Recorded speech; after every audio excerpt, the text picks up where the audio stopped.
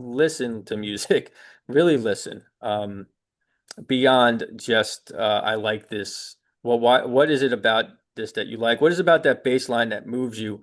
If you remove that bass line, what is the song without it? That kind of a thing.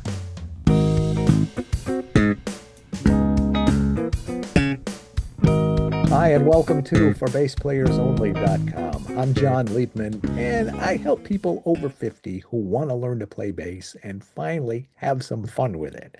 My interview this week is with Jay Sweet, who just wrote an incredible biography on Ray Brown, and we talk all about that and some other cool stuff too. If you've ever wanted to learn bass, you should know that right now there are thousands of people inside the For Bass Players Only community, men and women in their 50s, 60s, 70s. I've got students in their 80s. And you know what they're all doing? They're learning bass. They're having the time of their life playing music that they love. You need to come join them and experience that incredible transformation for yourself. As I always say, you're never too old to groove. So let's play bass. Jay Sweet is a bassist, of course. He's an educator, writer, and a researcher known for his extensive contributions to the music industry. He currently teaches jazz history, American music history, and music appreciation at Monmouth University. That's how he told me it's pronounced. And he's previously taught at Middlesex College and Rutgers University. Besides performing and teaching, Jay is the owner and director of Sweet Music Academy in Howell, New Jersey, where he and his staff have successfully instructed over 4,000 students for more than 2 decades. Woo-wee.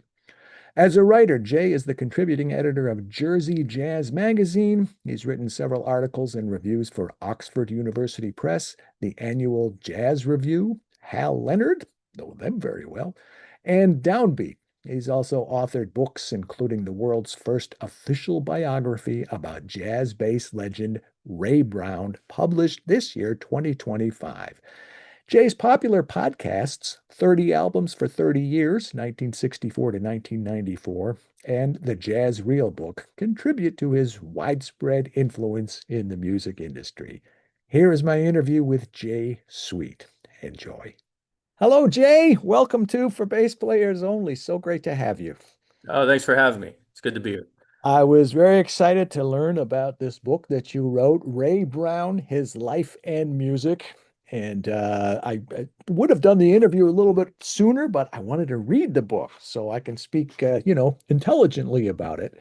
Yeah. And I definitely want to make that, as far as I can see right now, the focal point of this conversation here. But I don't know you. We've never met. We've never spoken. I think we exchanged a few emails, but I think my audience would like to know something about you as well. So why don't we start with how would you describe your musical upbringing, those early days? Do you come from a musical family? Were your parents taking you to concerts? Did you have brothers and sisters playing records or whatever in the other room? And how did you go through the school program? What was that all about? Your Yeah, earliest recollections of being exposed to music?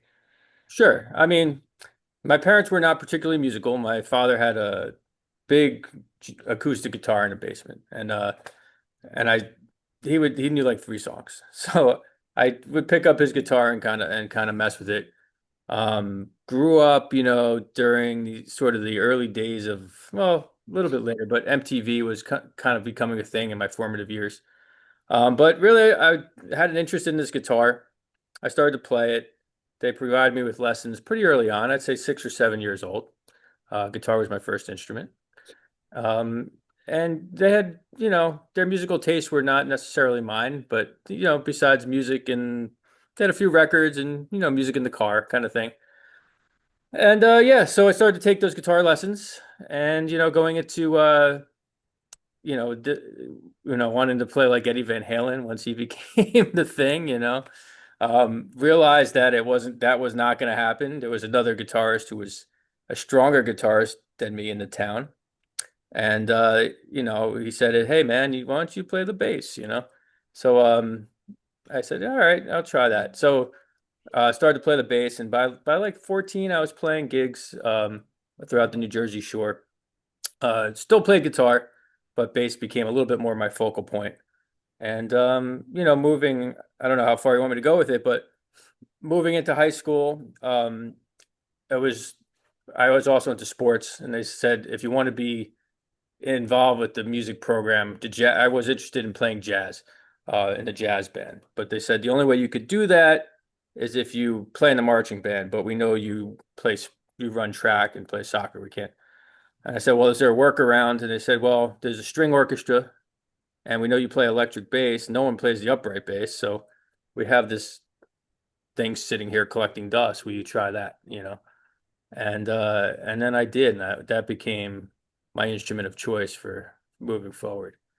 Let me back up to when your friend first suggested that you play the bass. It doesn't sound like you took it reluctantly at all. It sounded like you were just fine with it. Is that an accurate assessment? Yeah, I mean, well, I wanted to be in a band, and that was like very important to me at the time. And we're talking like 13, 14 years old. Yeah. And he was just a superior guitar player, and he was a year older. And the other guy who had the basement and the equipment also played guitar. Uh, and I'd say he was probably comparable to me at that time. But of course, everyone needs a bass player.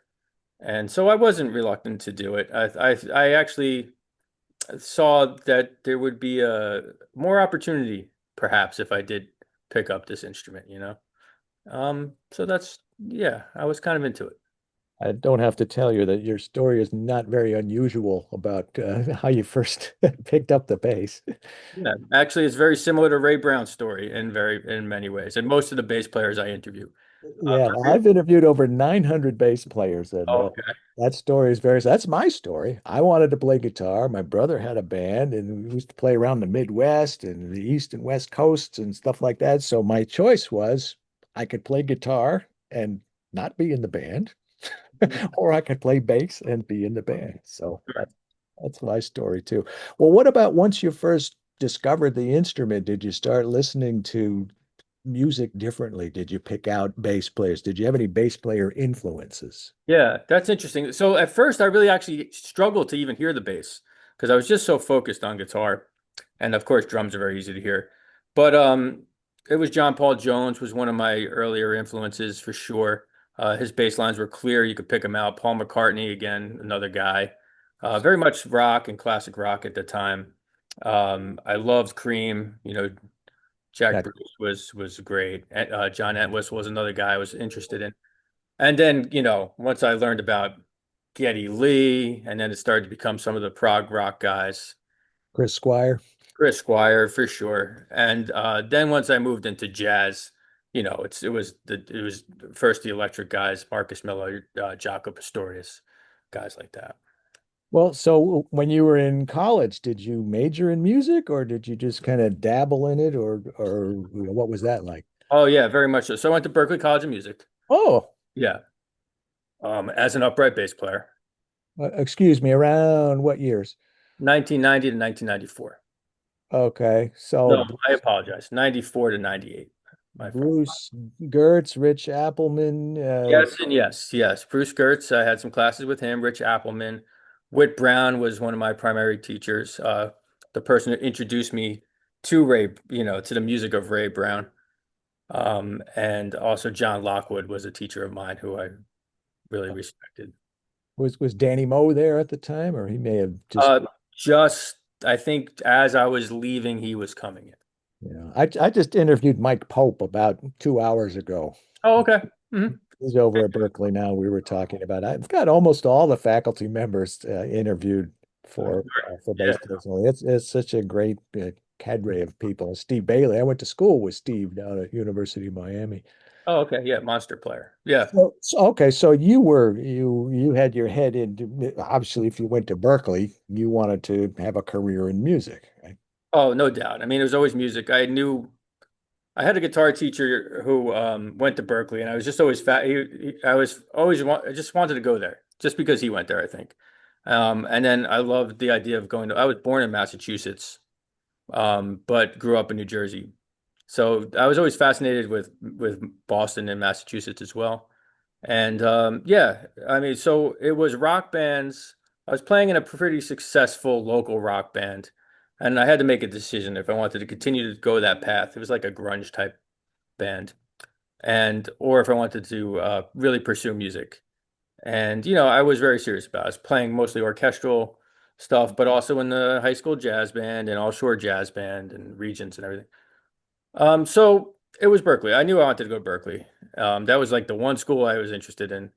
So I was serious. And at the time, it seemed like they needed bass players. I wasn't as strong of a bass player as I wish I was going in, but definitely the education I got there and the opportunity to play with so many great musicians when outside of the classroom was invaluable. How much electric bass were you playing in those years? Uh, a good amount. Yeah. I'd say it was kind of split half and half, but when I get to Berkeley, I really realized that the upright had to become my focus. And there was more opportunities for that. But certainly I took like Anthony Vidi's slap bass class and was in the meters ensemble, so I was playing plenty of electric bass for sure. I didn't know they had a meter. What's his name? I interviewed him from New Orleans. George Porter Jr., right? Yeah. Yeah. Were you playing his bass lines? Oh yeah. Note for note. Yeah, another major influence for sure. Yeah. Yeah. Well, so what about your career? How did that get started, and how did you end up from going to Berkeley to doing what you are now? Fill in some of those gaps for me. Yeah, well, I do a lot of it's been all music ever since. So, in terms of my career is kind of split in several different ways. Education, performance, I perform a lot, recording and writing. So in terms of so while I was at Berkeley, I was playing a lot of gigs. Even once I graduated, I stayed there for a little while. Mostly, Excuse me, I hate to interrupt, but what kind of gigs? In Boston, they call it GB. Was it general business? yeah. I wasn't doing so many of those. Well, good. Yeah, Congratulations. I wouldn't- I do them now occasionally, but yeah, that's funny. That's what they call them, GB. You don't hear that here in And well, in New York and in Miami, we call them club dates. Out in yeah, California, they call them casuals. right, club. So we do club dates here. Yeah. Um, yeah, so it was jazz gigs. I was playing a lot of jazz gigs. I was playing some regular gigs. I had a gig at a restaurant called Jacob Worth's, which was a great in the theater district, and people would come sit in. And I remember George Garzone would come very frequently, a great saxophone player who's well respected and known. And in the summers, actually, I was doing casino boats. I was playing music, Uh, casino boats. So that was a great e- education and experience for sure. yeah. And then how did you end up where you are now? Well, while I was there, I was also teaching. I found a private music studio in Framingham, Massachusetts. Uh-huh. So I realized I really liked the private teaching. So I was doing quite a bit of that. My wife, who was my girlfriend at the time, was 2 years younger, so she was graduating. So I had about 2 years to play gigs and teach. And then I realized I really was, as much as I loved my Berkeley education, I got very into the history side of jazz music, particularly, and music in general. So there was a program I learned about in Newark, at Rutgers in Newark, jazz history and research. So the decision was made to move back to New Jersey. I applied for that program, which was Lewis Porter, who wrote this great book on John Coltrane and Lester Young, and has been a mentor to me. And I went to that program, and it got me back to New Jersey. And while I was there, I was in North Jersey, so I was playing gigs in New York, and Newark had a good scene, Montclair, all this all around the Jersey. Dragging your upright bass around on the subway and on the Oh man. Yeah, yeah, yeah. Yeah. I mean, even in Boston, I was dragging on the subway, playing in the on subways the T. on the T. Right, right, right. Yeah, I would play down in the T. Yeah. That's how I made some Yeah. some money. Yeah, so I found a teaching studio up there, started doing that, and then began student teaching as a Rutgers student. So I was teaching some college courses. Wound up teaching at a local college, community college after that called Middlesex College. Now I teach at a university called Monmouth University. In addition, I mean, it's a jagged little path, but in addition, I eventually opened up my own music school, which is where I'm talking to you right now, called Sweet Music Academy. And this has been my 21st year owning that school. Good for you. Yes. Oh, Rutgers, that's the south of New Jersey, isn't that like right across from Philly? No, so the Rutgers has three campuses. There's Ah, a campus in Camden, which maybe you're referring to, which is right near Philly. right. And New Brunswick is the big Rutgers campus, which my daughter goes to, coincidentally.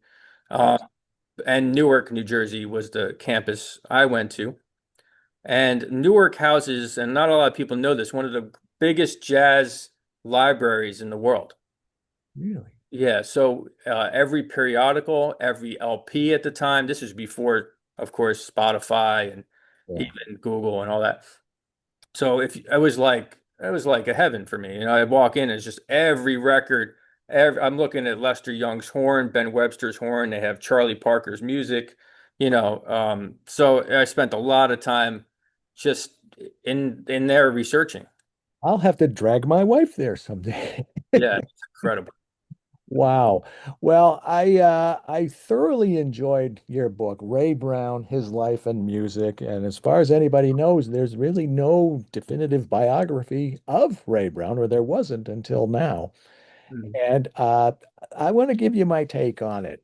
I Sure. thoroughly enjoyed it. There is such a wealth of information. And to me, it was like reading a thorough, meticulous history of jazz starring Ray Brown.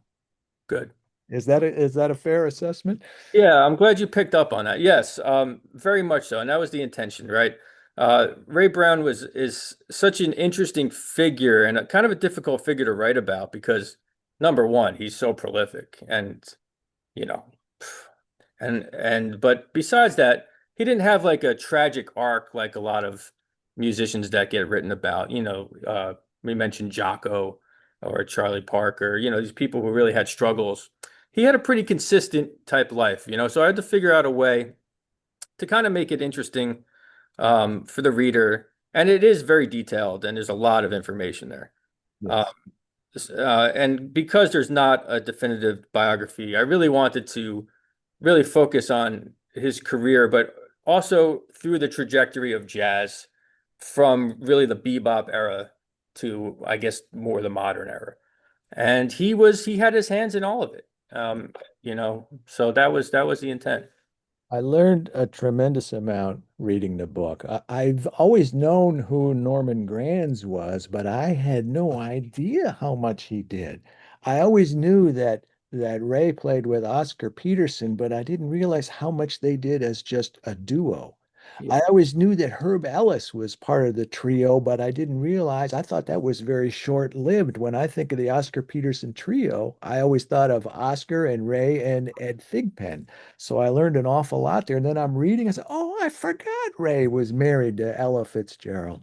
Yeah. And I have Apple Music, so I come down and put on whatever I was reading about at the particular albums, and you were incredibly meticulous about who played on them and what songs were on them, and the solos and even the fingerings and the it's really it's everything that somebody could want who's genuinely interested in jazz. It's like an encyclopedia, but it reads like a story. So for all those reasons, that's why I enjoyed it so much. Oh yeah, thank you so much. Yeah, there was a lot of starts and stops with this book. I mean, it started as my master's thesis. Um, yeah, and I received an award, a Benny Carter Jazz Research Award, that gave me a budget to sort of work on it. And I had several publishers who didn't like the direction of the book, and I wasn't as strong of a researcher or writer as I am now, I think. So it really was 30-year process, starts and stops. I've had other books and publications I've done, and it was like a great weight on me to get this thing done because I really thought it was really important to do because he's just such a monument. I mean, there's no bass player who doesn't respect the playing of Ray Brown. I mean, there's nothing not to like about his playing.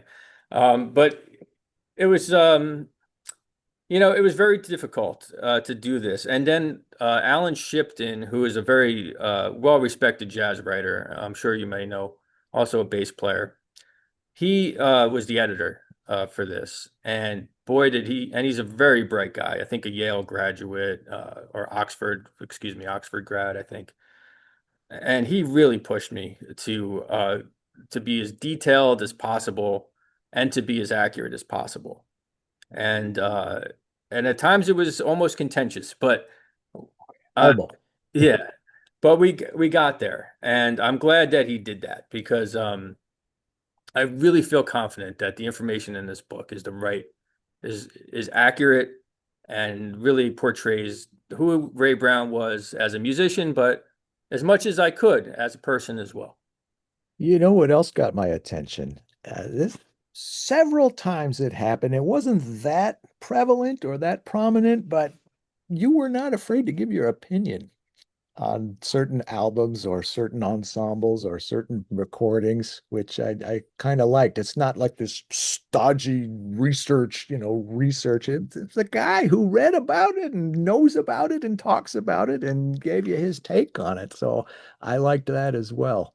Oh, thanks. Yeah, at first I was very reluctant to do that. I didn't think I had enough, maybe authority to do such a thing.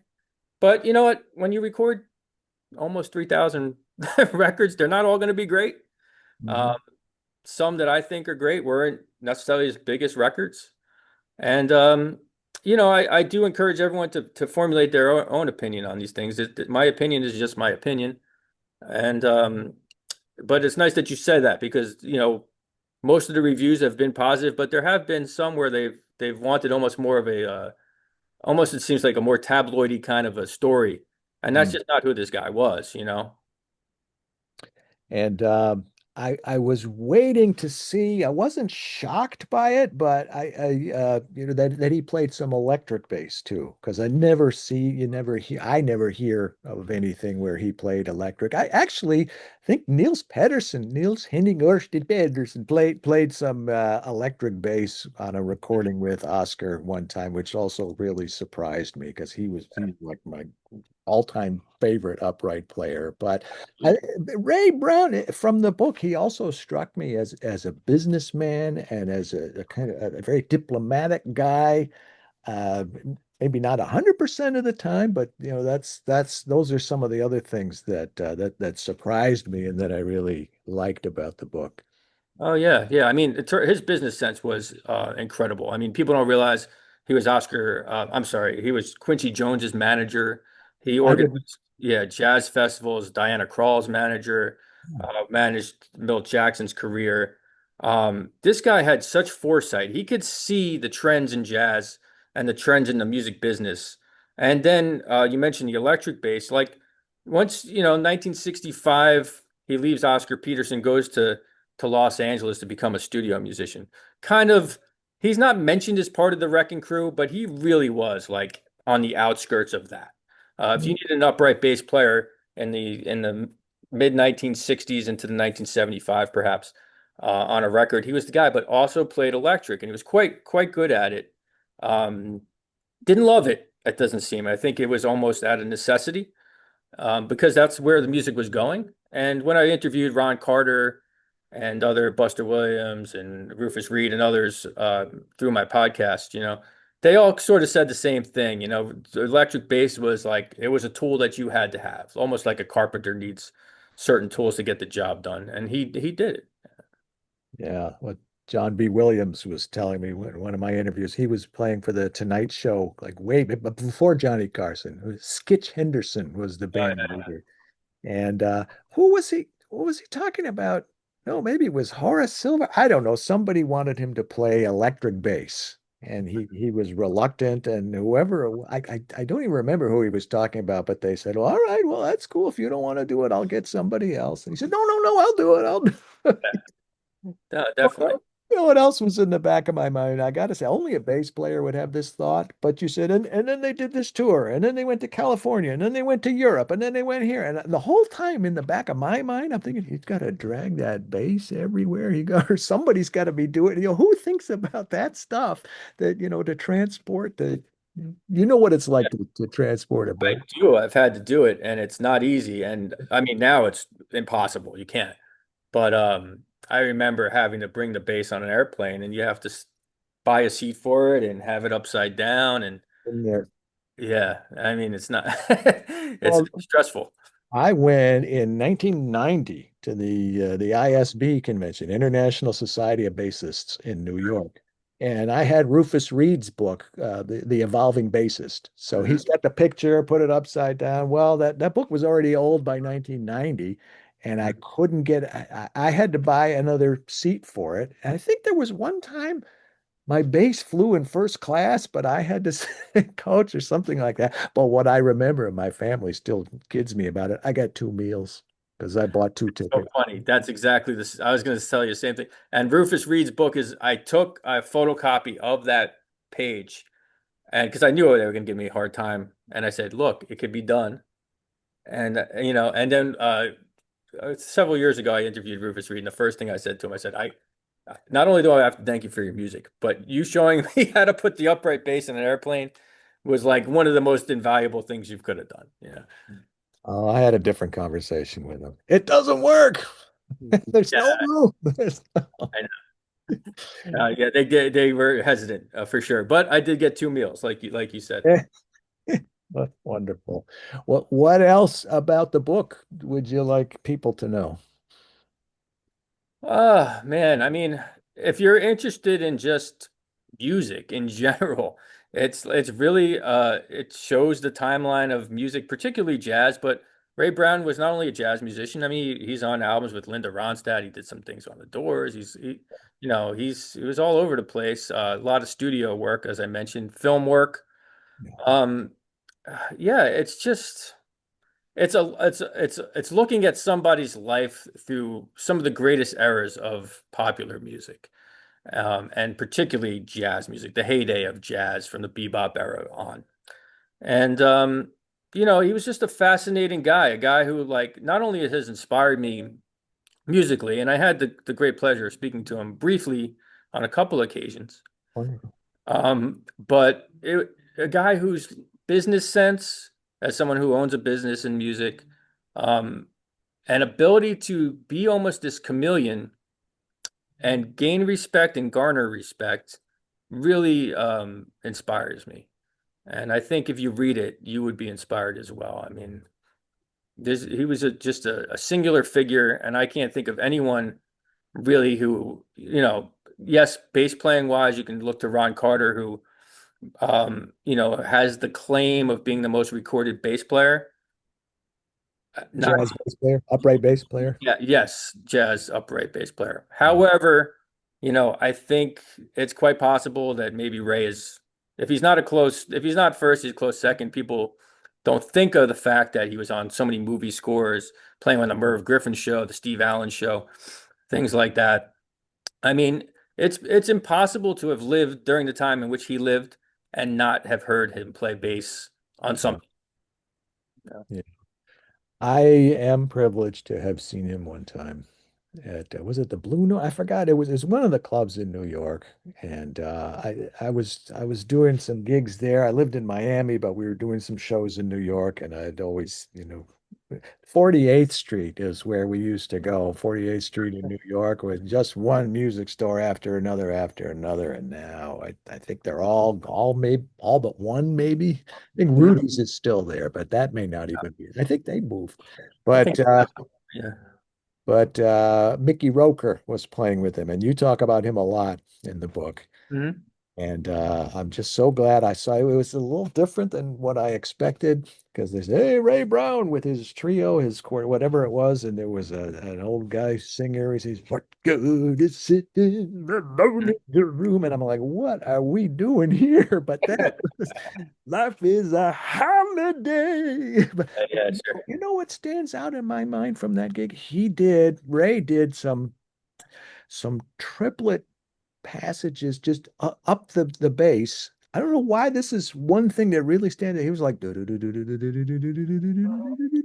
and he did that more than once, and it was so smooth and so effortless and so in tune. And I was sitting really close, and I'm so happy I got a chance to see him because I don't have to tell you, he was certainly a legend.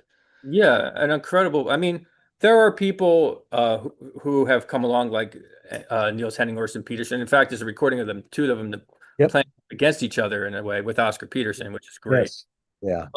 Yeah. Ray was certainly a very strong technician on the bass. There are some who are probably have become more technical for sure.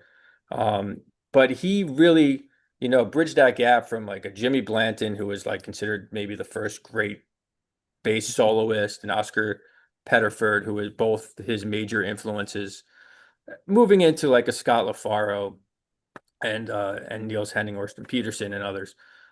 But he always he preached this always. If you watch his videos or if you ever went to some of his clinics like I did, it's about time. It's about, the T's, time, tone, timbre, taste. Yeah. And he had all that, man. And he could still impress.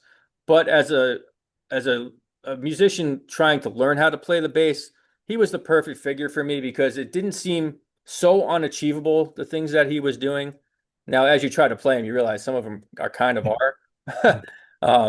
But you could probably, if you're a competent gigging bass player in the New York, New Jersey area, you could probably cop about 90% of what he did. Thing is, he was the one who created it. Yeah. Those triplet figures, his ability to move around the neck, to really know the neck, which he talks about in his book. It was just it was perfection, you know. I've had his book for decades, and I always got a kick out of the fact that he called it volume one, but he Hmm. never wrote a volume two. No, he didn't. He did a couple video series. Yeah. Uh, yeah, and but also that's his business sense. Like he was always thinking ahead. He self-published that book. And when Rufus Reed was writing his book and Ray Brown was a mentor to him, he encouraged Rufus. He said, "Yes, write your book, but make sure you publish it yourself." He was always thinking that. And if you even look at a lot of his records, he would just write. He wrote some really nice tunes, and he was a pretty good composer for sure. But he would repurpose a lot of blues and put a name to it just for the publishing rights. Uh, Yeah. when he appeared on other people's albums, you very often will see a Ray Brown tune on there because he knew business for sure. I remember reading Ray Green was a name that he had to use at one point, right? Yeah, yeah, he had to right, some Yeah. contract. But going back to when you said the pairing of Ray Brown with Nils Pettersson with Oscar, uh, if I read it right, I seem to remember reading in the book that Ray was kind of disheartened by that because Nils blew him away. Am I remembering that accurately? No, I didn't think he was disheartened. I haven't read that part, but there's a video of it, so you can watch it for sure. No, Ray is smiling and laughing, and I think he knew Niels Henning could do things on the bass that were almost unachievable. Um, but he fared well, and we in jazz we have these battles and such, but he had a deep respect for other bass players and often featured them. He had that group with John Clayton and Christian McBride. Yep. Uh, you know, so he loved bass players. He loved being talking bass. And if he was in your camp, you were in a good place. I think it took, from what I could tell, and even the few times I met him, he definitely was a guy whose respect you had to earn. But once you did, he was a champion for you, and I think he felt that way about Niels Henning, for sure. No, I saw him one time about a month after I started upright bass. Hmm. A little club in Dearborn, Michigan, in the Hyatt Regency Hotel called DB's. And he was playing with Oscar and Joe Pass. And I was sitting really close. And I always say, I still haven't recovered. I had I had seen his name like on a Dexter Gordon album or something like that. But then, oh my God, those three were like the encyclopedia. Just Yeah. Awesome. Unbelievable. I'm glad you mentioned John Clayton because I went to a master class that he was going. I'm in East Lansing, Michigan, and Okay. he had a master class at Michigan State University, like back in February. And I went up, and he knows me. I've interviewed him a couple of times. I said we got to do a follow-up interview. It took from February till like August until we can get our schedules together. So it was a great interview, and I told him that I was reading this book and I was telling him about it because Ray was a big mentor of John, and he Yeah, absolutely. talked about him a lot. And it was cool reading about Hank Jones and the Yeah, friendship yeah. that it's really a Oh, profound. it's funny you mentioned it. I don't mean to cut you off, but John Clayton was very helpful for to me early on with the book. He put me in touch with Ray Brown's wife.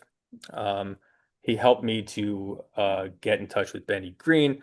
So once I had his approval, it was awesome, you know. And also have interviewing Hank Jones. I mean, just having the opportunity to talk to Oscar Peterson. And I did these interviews when I was in my 20s. Like I had no name recognition. I had no business even like having the balls, if you will, to just cold call these people. But they were when you mentioned Ray Brown and he had just passed when I talked to Oscar Peterson. They couldn't talk enough about him. You know, they were just so happy that somebody was interested in doing something with it. I think it's great. That's great. Yeah, you talked about Benny Green a lot in the book too, and I saw him that same time I went to New York in 1990 for the ISB convention. I went to, I think it was a little club called Bradley's. Yes.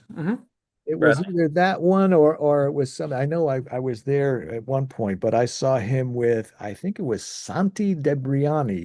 You Sure. know his That name? could be. Yeah. It was either him or I don't know, but yeah, I thought wow, because he came, he was very meek and very hi, I'm Benny, how are you? And then she's the octave things on the piano with the whew, and this was 1990. So Yeah. Yeah, Benny gave a great interview. He's a super insightful guy. He reminds me a lot of talking to him is a little bit like talking to Oscar Peterson. Just a brilliant mind. He's very active on social media. He's been very supportive of this work, um, and we've become friendly for sure. And it was really important to me that I talked to as many of Ray Brown's associates as I could because he wasn't around for most of the time I was working on this, you know. Um, and he was a champion for it. And yeah, I mean, I love Benny's approach to music and to life. Yeah, he's just a remarkable individual. yeah, I don't know him except for that one brief moment I met him in 1990, but I think I heard him on Christian McBride's show on Sirius. Sure. And I think he was, oh, somebody else that just came to mind. I have not thought about Shelley Mann in forever. Hmm. And you talk quite a bit about him in the book too. It's just a great book. I can go on and on. I hope you believe me that I really read it. Oh, yeah, I could tell you did, and I'm glad you did. And thank you for that. Yeah, Yeah, well, I thank mean, you for writing it. yeah, I So appreciate what it. else is keeping you busy, Jay? Well, I gig a lot, which is great. Yeah, I just released an album with a group called the Atmospheric Trio, which is on Andrea Ropa Records. And writing since that book, I've written some textbooks. I write a monthly column for Jersey Jazz magazine. Occasionally, I get the call to write for Downbeat. And my podcast. I have a podcast called The Jazz Real Book, which is quite popular, and I'm really thankful to have been able to talk to a lot of my musical heroes. A lot of the great bass players have been on it. Most recently, Marcus Miller, Stanley Clark was a guest, Esperanza Spalding. I mean, you name it. So that's been keeping me busy teaching classes at Monmouth and teaching, teaching lessons. So it's gigs, it's writing, it's teaching, and it's just a joy to be able to do all those things. That's wonderful. Let me ask you a question as a music educator, specifically a bass educator, Mhm. because this is a great opportunity to ask you. For BassPlayersOnly.com is really a bass instruction site. Okay. And the people that I've been attracting over these years are not the ones I thought. I thought I was going to get the 20-year-olds, the college kids, almost everybody I have, I don't even know if I have anybody in their 50s. Most of them are in their 60s, 70s, even Okay. 80s. I've got students in their 80s. Mostly men, but we do have a fair bit of women now. And they're not career bound. They're not looking to, tour the world playing sold out arenas to their adoring fans. They want to play some classic rock riffs with their Sure. buddies. They want to play some blues shuffles, maybe some walking bass, maybe a little funk R&B. Some of them are into slapping. And some of the things that happen to us when we get into our 50s, 60s, 70s, 80s, maybe arthritis, tendonitis, shoulder pain, you may be recovering from surgery. I'm not trying to paint a dire picture. I'm just trying to give you a context because I Okay. want to ask you, when I think back when I was first learning bass, I was, in my teens and my goals were all wrong. I'm trying to learn Stanley Clark licks and I don't even know if Jocko was even popular then. That's how old I am. And I remember sitting on the floor transcribing Joe Frazier, Uh-huh. Forget about it. but all I Yeah. cared about was dazzling and playing fast and all that. I wasn't thinking anything about Mhm. locking in with the drummer and setting the foundation for the band and making the music feel good and those kinds of things. These older people, I think they have a more mature attitude than I did when I was a teenager. So, what kind of goals do you think they should have? What advice can you impart to them about what they're trying to do and what they want to learn? What can you share with them? Yeah. Yeah. I mean, you're very much right. It's like the walk before you can run kind of situation. And I mean, you just take Ray Brown as a perfect example. I mean, service to music. Your job is to service to music. You're in the service business very often as a bass player. Um, so, play the right notes, play the notes in tune if you're playing fretless or upright. Learn your scales, learn your theory. Um, if you're backing a singer, play a certain way so that you're not overwhelming. When it's your time to shine, by all means, do that. And I play in some very creative situations where I get to do all the finger gymnastics I want to, and it's a lot of fun. But as a gigging musician, and in the New Jersey, Central Jersey, Jersey Shore area, I play with many, many different groups. If someone needs a bass player, I think or at least I hope that they feel like if they call me, I will do the job and I will do it in a professional way. And I think that's important. So, but in terms of like James Jamerson's a great example of someone to study. I mean, fundamental bass player, but still very impressive. His lines are like songs within a song. So, yeah, I mean, as much as it's fun to try to play the Marcus Miller and the Jocko kind of stuff, you know, you have to think of the context. When are you actually going to get a chance to use it? Um, so I would say, really, theory is very big with me. I think it's very important to learn your theory, and playing in tune is always a thing. And get a good sound, get a good instrument, make sure it's set up right. A lot of people, I struggle with explaining this to people sometimes owning the music school. I'm like, you're spending a lot of money for music lessons. Get the proper tool you need to achieve what you need to achieve. Spend the extra $200 for a better guitar, better bass guitar. Um, so those are some things I would advise. And listen to music, really listen. Beyond just I like this. Well, what is it about this that you like? What is it about that bass line that moves you? If you remove that bass line, what is the song without it? That kind of a thing. Mhm. Yeah, it's funny when you talk about intonation. Somebody said to me one time, when the bass is out of tune, the whole band's out of tune. And I thought, yeah, that's true. It is, and it's a beast. I mean, just even bringing it back to Ray Brown, man. I mean, when you hear him bow early on, it's not great. Like compared to a classical, he really, and this is something he worked on a lot. He studied with classical musicians. He never stopped studying, and he eventually became a pretty competent arco player. But it wasn't natural for him, and it's a forever thing. The Oscar Peterson album, We Get Requests. Mhm. There's a song on there. I don't remember what it's called, but there's some exquisite arco. Do do do do do do do Yeah. do do do do do do do do. I don't. It, Yeah, I'm trying to moo. remember which track that is. I've listened to it a million times, but I have Yeah, I've listened to a lot of Ray Brown over the last couple years. yeah, I bet you have. Well, what about the future, Jay? What else that you haven't already mentioned? What else would you like to do that you haven't already accomplished? Is there another major book in the works? Is there something you've always wanted to do that you never got around to? Is there you have a someday I'm gonna Yeah, I mean, now that my children are getting a little bit older, touring is something I definitely want to pursue. Maybe playing in Europe or Japan. Now getting an opportunity to play.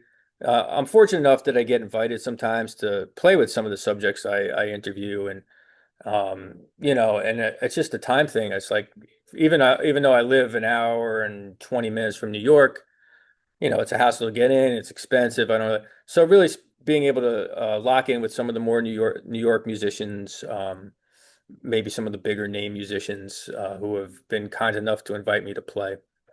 And also sort of, which I'm doing more now, move more back to some compositions. I have some albums of my own, release some more stuff. I'm very often playing with other people and not my own music.